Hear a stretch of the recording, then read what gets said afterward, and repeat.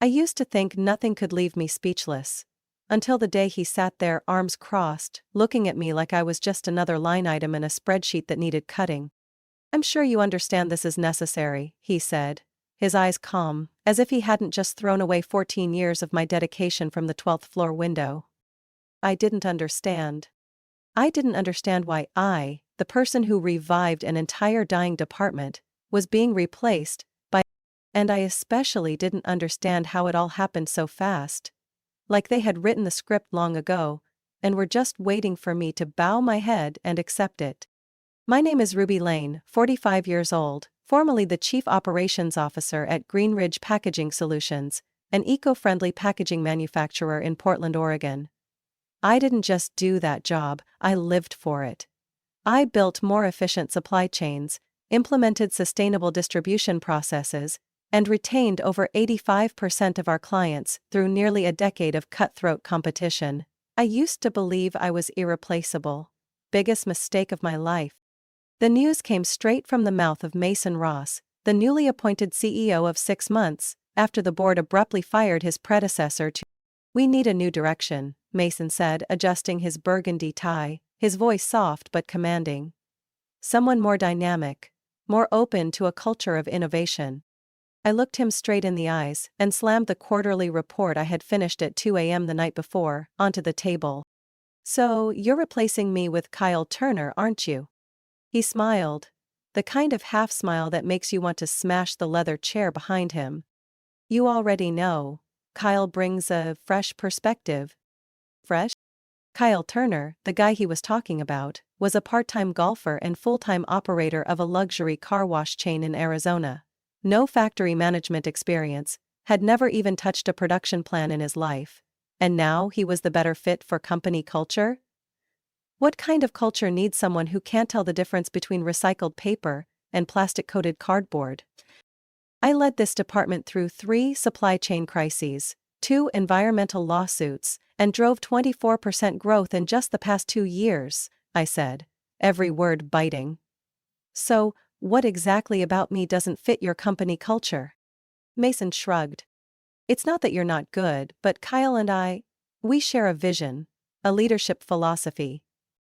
I let out a dry laugh. "You mean, you share a golf course, let's call it what it is." When I left that meeting, holding the termination letter and the pre-prepared severance package, I knew it had all been planned long ago. They didn't just want me gone. They wanted to erase everything I had built. By the time I returned to my office, an email from HR was already waiting in my inbox. Severance agreement, confidentiality clause, non-disparagement clause. All neat, all tidy, like it had been written last week. As I was still reading the contract, Kyle showed up. He wore a mint green polo shirt, holding a Starbucks cup, grinning like this was some reunion between old friends. "Ruby! So great to finally meet you. Mason's told me so much about you." I shook his hand. A firmer handshake than I intended. "I'm sure he has. I'll walk you through a few things this week. Let's start with remembering the names of the machines." As we walked through the production floor, I caught the confusion in Kyle's eyes as he glanced over the operation panels. "That one is a pressure compressor?" "No. That's the bioplastic film recycling unit. The one next to it is the temperature monitoring system for the molding line." "Oh, sounds complicated." I didn't respond. To me, it wasn't just complicated. It was proof that someone unqualified had been placed in my role, simply because he played golf and drank the same wine as the CEO. The final blow came when I looked through the glass of the conference room and saw Mason clinking champagne glasses with a few board members. I don't know how long I stood there, only that when I got back to my office, my heart was heavy and my head was spinning. Not because I had been fired, but because I started to realize this wasn't just a replacement. It was the beginning of something worse, a dismantling of everything I had poured nearly 2 decades into building. And I knew I couldn't let that happen quietly. By the 3rd day of the so-called transition period, Mason Ross kept calling a collaboration opportunity, I started to smell the rot beneath their new vision. Kyle Turner, the chosen one, showed up to the office at 10 o'clock in the morning, smoothie in hand, and casually asked me, "Hey Ruby, that control panel in the thermal molding section, does it have a quick start button? I might have hit the red one this morning and the whole line shut down." I nearly choked. "Kyle, that red button is the emergency shutdown switch." "Oh, really? Well, no worries, I already told the tech team to handle it." I took a deep breath to stop myself from smashing that smoothie cup into his face. This was the person Mason called a promising successor? From then on, I started paying closer attention. Kyle didn't know the difference between biodegradable materials and recyclable ones. He thought production cycle was some kind of software. Everything I had worked so hard to build, from the energy monitoring systems to a stable client network, was now being handed over to a guy who used to run a car wash. But that wasn't even the worst part. On Thursday afternoon, I accidentally overheard a conversation in the break room between Kyle and Mason. The door wasn't fully shut, and I was just a few steps away picking up documents from the printer. "Ruby's still rambling about those environmental metrics," Kyle chuckled, sounding like he was telling a cheap joke. "I just pretend to take notes, no one actually reads those reports." "Good. Let her keep transitioning until next week, then we bring the consultants in," Mason said, his voice low and cold. "The board doesn't need to know yet, let them think everything's still under control." "Yeah, and those guys from Think Synergy seem sharp. They said we could trim nearly the entire ops department if we roll out their software." I froze in place. Think Synergy? A foreign consulting firm known for slashing costs by replacing experienced staff with unproven automation models? I had reviewed their proposal 3 years ago and rejected it after 1 week of research. They were cheap, reckless, and had no real understanding of green packaging supply chains. I quietly returned to my office, heart pounding. They weren't just replacing me, they were dismantling the entire department I had built, silently, secretly, behind the board's back. That evening I sat alone in front of my computer, scrolling through recent reports and noticing unusual patterns starting last month. Requests to halt upgrades for the recycling system, budget cuts for maintenance, delays in routine supplier meetings. I called Hannah, our head of finance and one of the few people I fully trusted. "Hannah, have there been any changes in fixed expenditures that weren't communicated?" I asked, trying to keep my voice steady. She hesitated. "There were." Mason asked to reallocate part of the budget to strategic consulting fees, but didn't provide a clear contract. He said it was in preparation for expanding into the Asian market. I closed my eyes. Lies. There was no mention of any expansion in the 5-year roadmap approved by the board. Mason was funneling money to Think Synergy without telling anyone. The next morning I happened to see Kyle fumbling in front of the main control panel in the operations center. He was on the phone, clearly panicked, after punching in the wrong numbers and halting the entire packaging line for 30 minutes. Estimated loss, around $5,000. When I walked in, he quickly said, I was just trying a few new things, Ruby. Don't worry, I'll fix it." "I'm not worried for you," I replied evenly. "I'm worried for the 100 people whose livelihoods depend on that line." I knew I had to act. Mason and Kyle were plotting to destroy everything Greenridge stood for: the environment, the people, and the trust we'd built.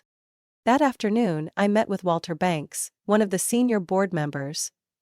He had been a close ally of the former CEO, the one who had hired me on day 1. We met at a small cafe in the Pearl District. "What's going on, Ruby? I heard you were replaced and it doesn't add up. Your performance gave them no reason to let you go." "Walter," I began, pulling out a printed file. "I think you need to see what's really happening." I laid out everything: Kyle, Think Synergy, the misdirected budgets.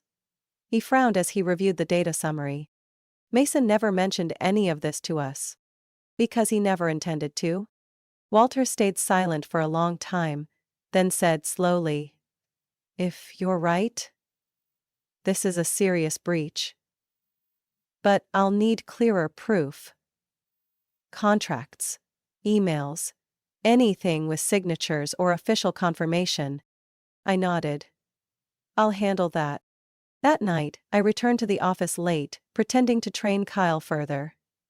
In reality, I had Benji, the IT team lead I had once promoted, help me retrieve hidden files from the server Kyle had used to send data to Think Synergy. Benji, if this gets out, I could lose everything. But if I stay silent, this company loses everything. He looked at me for a moment, then nodded. You once saved my team from being cut during the audit. Now, it's my turn to help you. By the time I left the office, close to midnight, I had in hand a copy of the contract between Mason and Think Synergy, a file detailing the unapproved expenditures, and a draft email sent to Kyle with the subject line, "Reduce operations staff by 50%, roll out next month." My hands were shaking, but for the first time all week, I smiled. Mason thought he was clever, but he didn't expect the piece he tried to quietly remove to be the one capable of flipping the entire board. I thought I had seen the worst betrayal, until I overheard that conversation. That night, I stayed later than usual to review some irregular figures in the draft quarterly budget. The hallway lights in the executive wing were still on, and the CEO's office, which was usually silent after 6, was buzzing with laughter and voices. I was about to walk away, when a name stopped me cold. Liam Construction will get priority shipping no matter the shortage. Don't worry. Mason's voice. Calm. I stepped back, hiding behind the file cabinet across from the small meeting room where the door was ajar. He and Kyle were inside, each holding a glass of red wine, pointing at a detailed contract chart on the large screen. Wait, Kyle said. That's your brother-in-law's company, right? Liam's your wife's last name? Mason let out a cold half-smile. Exactly. But on paper, it's got nothing to do with me. He's the procurement director, but the company's registered under someone else. Don't worry. I've taken care of the legal side. I held my breath, every muscle in my body tightening. But giving them that kind of advantage will piss off the other clients if they find out. Especially the Evergreen and Bioflex teams. They've been with us for years. Let the consultants handle it, Mason responded instantly. We'll cancel the contracts with Bioflex and Evergreen under the excuse of strategic realignment. Liam Construction will replace them in the top 3 priority clients. They spend more money and are close to us. It's a win-win. My blood felt like it was boiling. Evergreen was a client I had retained for 8 years, through both raw material crises and a global pandemic. Bioflex had once been the main sponsor for the largest recycling campaign Greenridge had ever launched. And now Mason was planning to toss them out like garbage? Just to make room for family? Kyle clicked his tongue. What about the board? What if they ask about the price gaps and preferential terms? Mason shrugged, his voice low but clear in the quiet room. I introduced my brother-in-law to a few board members at last week's charity gala. They think he's a potential investor. By the time they figure it out, the contract will already be signed. Too late to walk it back. I stepped back, bumped into the edge of a cabinet, and nearly dropped the file in my hands. Quickly, I returned to my office, my heart pounding like war drums. In that moment, only one thought ran through my mind. This wasn't just unethical. This was corruption. The next morning, I pretended as if nothing had happened. But inside, I was a ticking time bomb. I needed to verify what I had heard. I needed documents. Proof. Not just to protect myself, but to save this entire company. I started with Carrie, who led the data analytics team and routinely monitored the contract pricing sheets. During lunch break, I casually dropped into her office and asked, as if in passing, "Any new contracts signed recently that didn't go through my approval system? The balance sheet looks a bit off." Carrie frowned. There was one contract Mason approved directly, without executive confirmation. Client is LC Group, supposedly a construction company in Seattle. Discounted pricing is up to 18% below the standard rate. My heart sank. Do you have a copy? Can't export it digitally, it's locked. But I printed a draft for last week's internal report. It's in the drawer over there. Carrie opened a drawer and pulled out a thick stack of papers. I pretended to skim through it, but in my mind, I was photographing every number, every clause. 60-day payment term, guaranteed supply during off-peak season, and the most alarming part? Priority allocation during supply chain disruption. I looked up, trying to smile as usual. Great, thanks Carrie, keep this for the end of quarter report, okay? Back in my office, I locked the door and called Walter Banks. Walter, Mason's brother-in-law, have you ever heard anything about him? Brother-in-law? Walter sounded puzzled over the phone. I thought Mason was single. I did too, until I heard him call Liam family. And now, Liam Construction aka LC Group just landed a preferential contract worth hundreds of thousands of dollars. There was a long pause. Ruby, are you saying conflict of interest? Not just conflict, it's abuse of power for personal gain. I have the contract. We can trace the ownership records and link it to his family. I just need more time. All right, Walter said. I'll keep this confidential. But Ruby, you'd better be sure. If what you're saying is true, Mason could face a criminal investigation. And you'd be the first whistleblower. I nodded, even though he couldn't see. I'm ready. I knew it clearly. Without evidence, everything I said would just sound like a disgruntled ex-manager's complaint. Mason had covered his tracks carefully.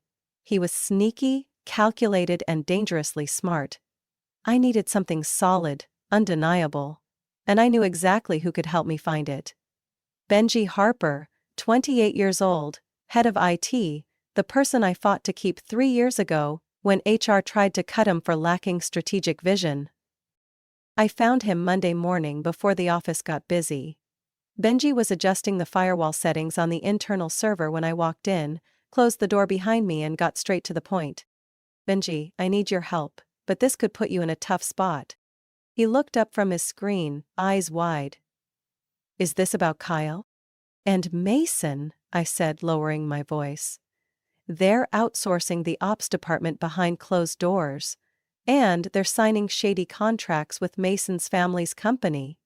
I need documents, outsourcing plans, contracts, any emails or files not shared with the board. Benji didn't speak for a few seconds. Then he pulled an external hard drive from his drawer and plugged it in. Ruby, you saved my job when they said I didn't fit the culture. Now it's my turn to repay that. He quietly logged into the private backup system the IT team used to autosave sensitive files. Then he opened a folder labeled external ops _proposal _thinksyn _v3 _final. I didn't even dare to breathe. Inside was a document nearly 70 pages long. Every page felt like a knife slicing through the values I once believed Greenridge stood for. Page 14. A timeline to gradually eliminate the internal operations department, beginning in the second week after my departure. Page 25. A projected list of staff layoffs, nearly the entire middle management I had hired and trained. Page 38. A simulated cost table, completely omitting retraining costs, system migration expenses, and even penalties for labor contract violations. I bit my lip as I scanned the final appendix, Environmental Process Adjustment Report. They plan to bypass the strict emission inspection during the plastic molding phase. The reason was clearly stated. Not mandatory if production occurs at outsourced facilities in Southeast Asia. This is criminal, I whispered. Benji looked at me, his gaze cold. They know the board would never approve this. That's why they left it in the gray zone, waiting for you to be out of the system before executing it. I turned to Benji, my voice firm. Can you copy all of this onto a separate drive? He nodded. Not just this. I've got logs of who accessed the files, when, and from which IP address.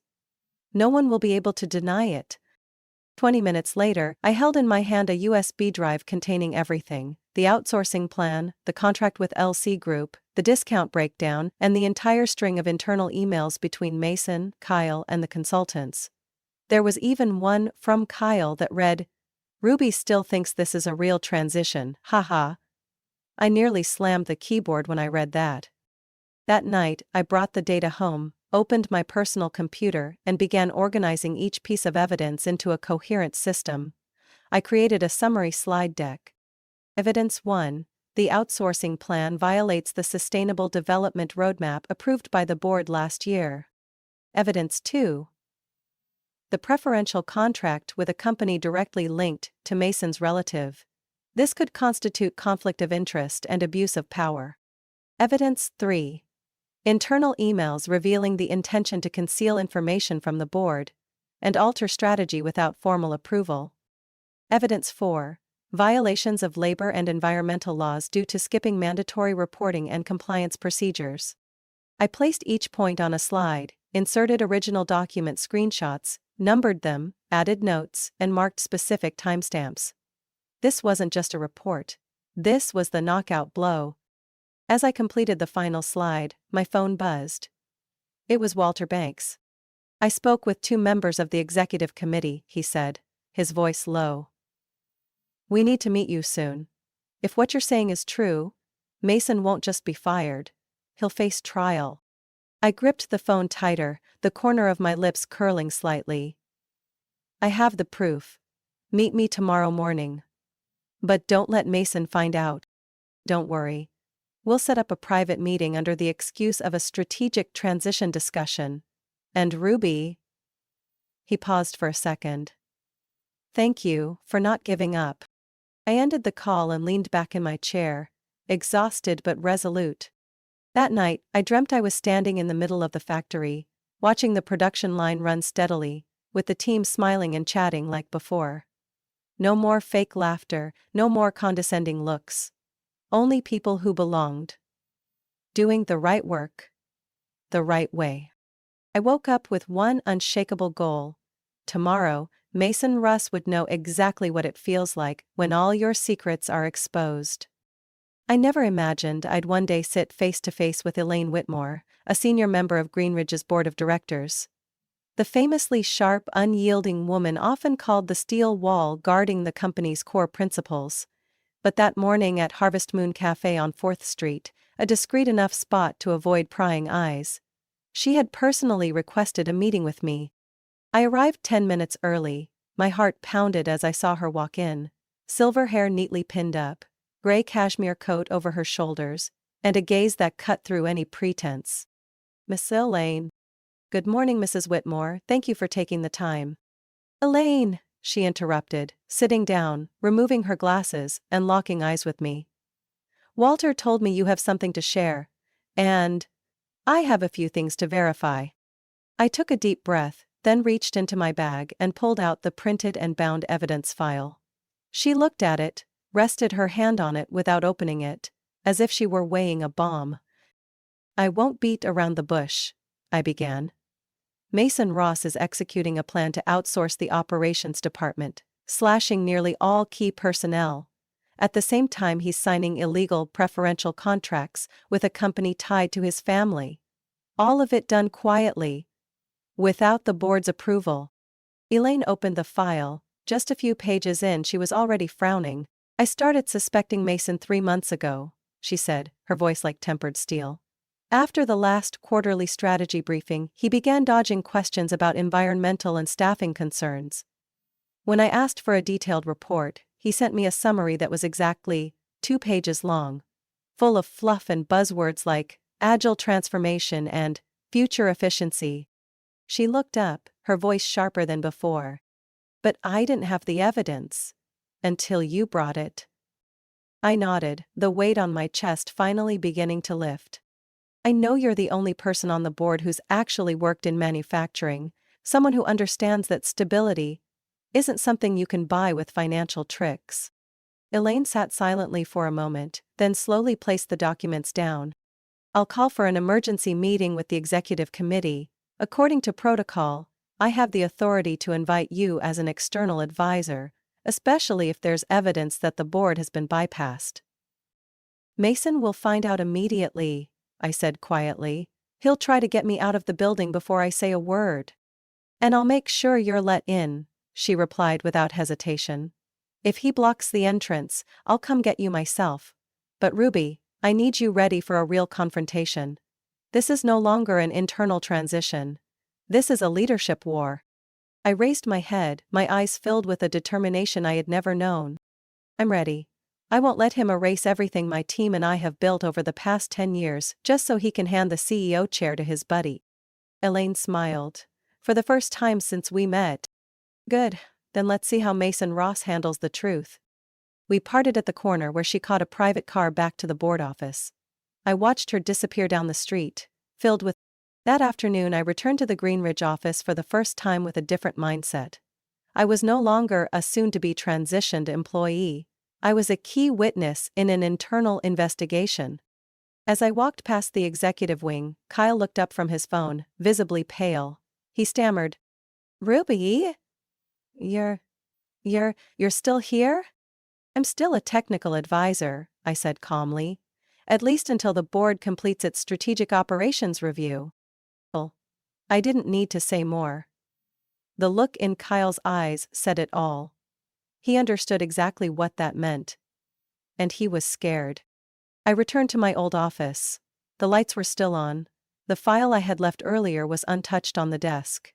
Beneath it was a system update. Sent by Benji, containing another email Mason had written to a contact at Think Synergy. Ensure full replacement of internal team is completed within 10 days of her exit from the office. No documents are to be visible to the board until I present the final proposal. A final handwritten note, scanned from a paper email. P.S. The contract with Liam needs to be signed ASAP. My brother-in-law is pressing. I had no doubts left. Mason had used his authority to manipulate the entire restructuring process, eliminate veteran staff, and orchestrate personal gain under the guise of strategic improvement. And now, I was about to reveal it all. Only one step remained. Walk into that boardroom with Elaine, and flip the entire game. I arrived at the main building of Greenridge Packaging at 7:45 a.m., wearing a charcoal gray suit, the last shell of professionalism I still held on to. The Oregon sky was overcast as usual, but the air around me felt thick, like the moment before a storm. Inside the 12th floor executive boardroom, preparations were underway for the emergency committee meeting. Elaine was already waiting by the reception desk, tablet in hand, expression icy. She nodded as she saw me. "We have enough members present to vote on any proposal," she whispered as she escorted me down the hall. "But you must be clear, direct, and unwavering." "I've been preparing for this since the day they kicked me out of my chair," I replied, eyes fixed ahead. The door opened. Inside, Mason Ross sat at the head of the table, white dress shirt crisp, silver cufflinks gleaming. Kyle Turner sat beside him, clearly unaware this wouldn't be a regular meeting. On the right were the other 3 board members: James Collin, the chairman, Elaine Whitmore, and Victor Raines, a strategic investor from New York. James glanced at me, surprised.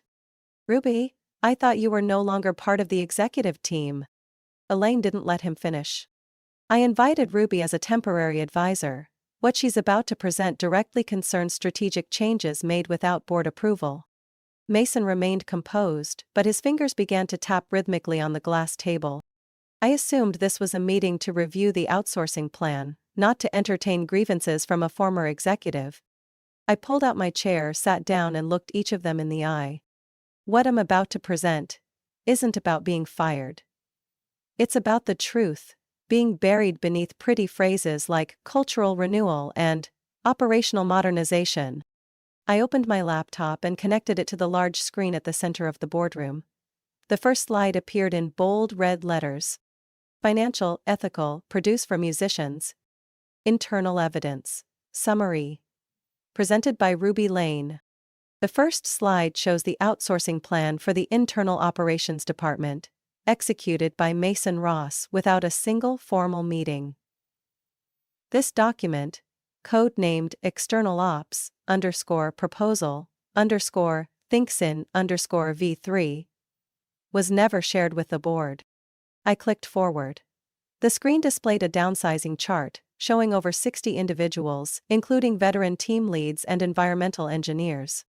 These people are scheduled to lose their jobs by the 15th of this month, according to the timeline in this document. No warnings, no impact assessments, and certainly no approval from any of you. Victor Rains furrowed his brow and began jotting notes. That's not all, I continued, my voice unwavering. The consulting firm Mason hired, Think Synergy, has a track record of failed implementations at 3 major manufacturing firms in the past 2 years. They have no experience with composite plastic recycling systems, which is core to our operations. I moved to the next slide. Inoncompli Professional Contractor C Group. This is the contract signed with LC Group, the trade name for Liam Construction, a company managed by Mason Ross's brother-in-law. The contract includes an 18% discount below market rate, guaranteed supply even during scarcity seasons, and a 60-day deferred payment term, none of which have ever been extended to any prior client. Elaine flipped to the printed document on the table. I've verified the legal records of the company. There is indeed a direct family connection. Mason smirked. That's just a coincidence. I'm not involved in running that company. The deal was made based on its high revenue potential. I immediately switched to the next slide. Email intent to deceive the board. This is an email exchange between Mason and Kyle Turner, sent to a Think Synergy representative. It reads, "Make sure everything is completed before the board finds out." And here's another excerpt. "Ruby still thinks this is a real transition. Ha ha ha." At that moment, no one spoke. The tension in the room was so thick it could be cut with a knife. Mason tried to regain his composure. She stole internal documents. This is a breach of confidentiality. Everything she just presented is driven by personal emotion. Mason, James cut in, she has provided solid evidence, and frankly, she just saved this company from a strategic disaster. Elaine stared directly at Mason, her eyes flashing with a rare fury. You betrayed our trust, abused your position for personal gain, and put dozens of employees at risk of unemployment, without a single. Kyle sat silently, head down, fists clenched. He knew any defense now would be meaningless. I said one final thing before closing my laptop. I'm not asking to be reinstated. I just want the board to see the full picture before everything Greenridge stands for is erased by one man's greed and arrogance. Silence filled the room. Then James spoke. We'll deliberate privately. Ruby, please step out while the board discusses. I stood, walked away from my chair. As I passed Mason, I paused for a second and looked him straight in the eye. I used to believe you would take this company far, but I never imagined that far meant off a cliff. I waited outside the boardroom with a lukewarm cup of coffee in hand, my heart suspended between hope and dread. Behind the thick wooden door, the fate of an entire company, and mine, was being decided by people who used to toast with Mason at every year-end gala. 18 minutes passed. Every second felt like a boulder. Then the door swung open. Elaine stepped out first, her face composed like she had just finished emergency surgery. She gestured for me to return to the room. Inside, James, the board chairman, was stacking papers. Mason was no longer there. Kyle Turner had vanished too. I'd like to announce the board's decision, James said, his voice steady but grave. Mason Ross is terminated immediately due to serious violations of procedural approval and professional ethics. Kyle Turner is also deemed unfit to continue in the role of operations manager. I didn't need to ask how Mason and Kyle had been escorted out. I knew that with Elaine involved, it had been swift and uncompromising. James continued. We've also agreed to fully cancel the outsourcing agreement with Think Synergy. The contract was not formally signed, and any prepaid expenses will be reviewed for possible financial recovery. Victor Rains, the board member from New York, leaned forward, eyes fixed on me. We're lucky to have you, Ruby, otherwise we all would have ended up as blind accomplices. Elaine interjected, her voice slicing through the stillness. No one wants to admit they placed trust in the wrong person, but what matters now is that we've acted, and we must correct it immediately. I nodded, though my heart still pounded from the storm that had just passed. I had imagined this moment 100 times, but never thought I'd actually hear those 3 words. Terminated with cause. James looked at me, smiling faintly for the first time. We have a proposal, Ruby. But you're free to decline. I sat upright. I'm listening. We'd like you to resume your role as Chief Operations Officer, and temporarily lead the stabilization process for the next 3 months. The board will grant you full authority to conduct a comprehensive review.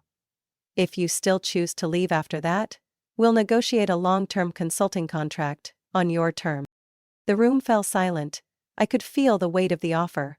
This wasn't just about returning to an old job. It was a public acknowledgement that they had been wrong, that I was the one who had preserved the true soul of Greenridge. I took a deep breath. I'm not sure I'll stay long-term, I answered honestly. I once saw Greenridge as home. But what just happened changed that. I won't pretend like nothing happened and start from scratch. Elaine nodded. And you don't have to. Help us fix this.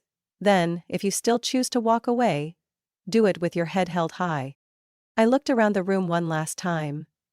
The long conference table, the whiteboard still bearing Kyle's scribbled notes. Mason's chair, now empty.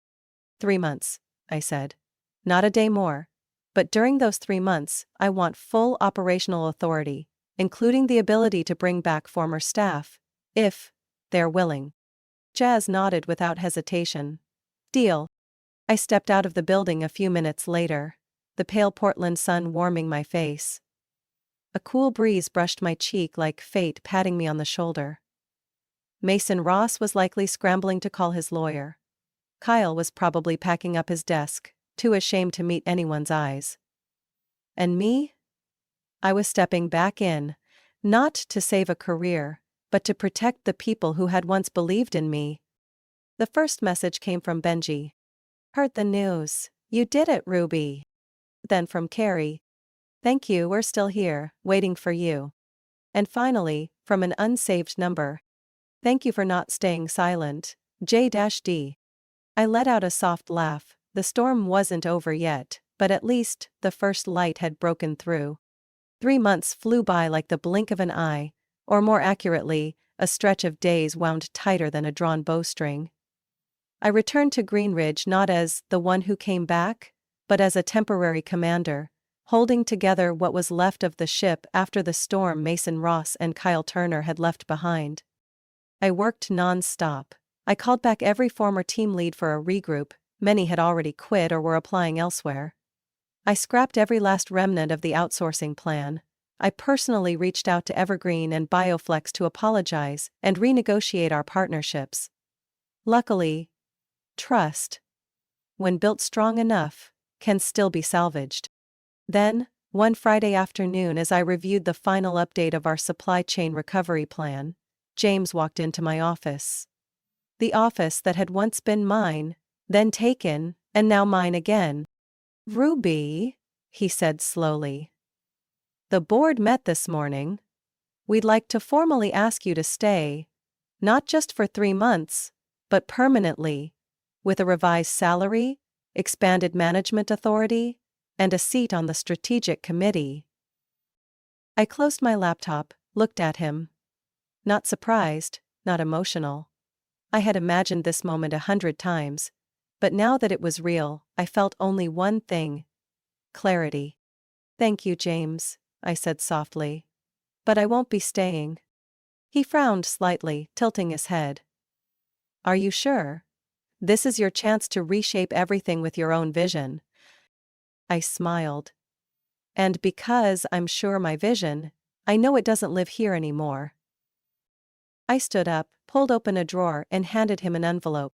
This is the detailed transition plan. I've chosen my successor, Hannah. She's sharp, decisive, and deeply understands Greenridge's core values. I've done my part. James opened the envelope, skimmed a few pages, and nodded. I'm not surprised. Just sorry Greenridge is losing someone like you. I walked out of that office, for the last time. Not because I was pushed out, but because I chose to walk away. 3 weeks later, I stood outside the headquarters of Verdance Materials, a fast-growing company in sustainable building materials. They didn't have decades of history like Greenridge, but they had something Greenridge had lost: belief in genuine innovation, untainted by power games. I accepted the position of Chief Operations Officer at their new Denver branch, focused on developing regenerative materials for green, urban architecture. It was a field I'd dreamed of since my MBA days, but never had the chance to pursue. On my first day at the new office, the CEO of Verdance, a passionate 36-year-old woman named Lana Green, shook my hand and said, "Ruby, we didn't hire you just for your resume, we wanted a real fighter. And you're the only one who can make operations the sustainable heartbeat of this entire company." I smiled. Then get ready for a quiet but radical revolution. When I told Benji, Carrie, and a few other former teammates about my decision, some were surprised, others simply nodded. "You know," Benji messaged me one night, "when they pushed you out of Greenridge, I stopped believing justice existed. Now I know. It just needs someone brave enough to demand it." I saved that message like a keepsake. One weekend afternoon, I stood by the window of my Denver office, looking out at glass buildings reflecting the golden hour. In my hand was the draft of the first zero-waste supply chain I was about to launch for our new project. I was no longer the Ruby who'd been pushed aside for not fitting the culture. I was the one creating the culture. I was the one deciding which environment I'd thrive in, not the other way around. My phone buzzed. It was Elaine. "You know," she said, "Greenridge just announced a partnership with Verdance to transfer industrial plastic recycling tech. And I heard the lead on the project is Ruby Lane." I laughed, genuinely. The world is round, Elaine. But this time, I'm on the right side of the orbit. At the end of this story, I didn't need revenge. I didn't need to come back to redeem my honor. Because I never lost it. They simply weren't capable of seeing my worth. And sometimes, the best way to win is to leave the game and build a new board of your own. Ruby's story is proof that true value isn't defined by the place you were pushed out of, but by how you move forward afterwards. In a world where favoritism and personal agendas can temporarily overshadow competence, staying true to your principles and professional ethics is what keeps you grounded. Justice may not arrive right away, but if you dare to speak up, dare to act, and refuse to compromise with what's wrong, you don't just protect yourself. You open a new path that's more worthy, more right. What do you think about Ruby's decision? Would you do the same if you were in her shoes? Share your thoughts below. And don't forget to follow the channel so you won't miss more powerful real-life stories about family and life.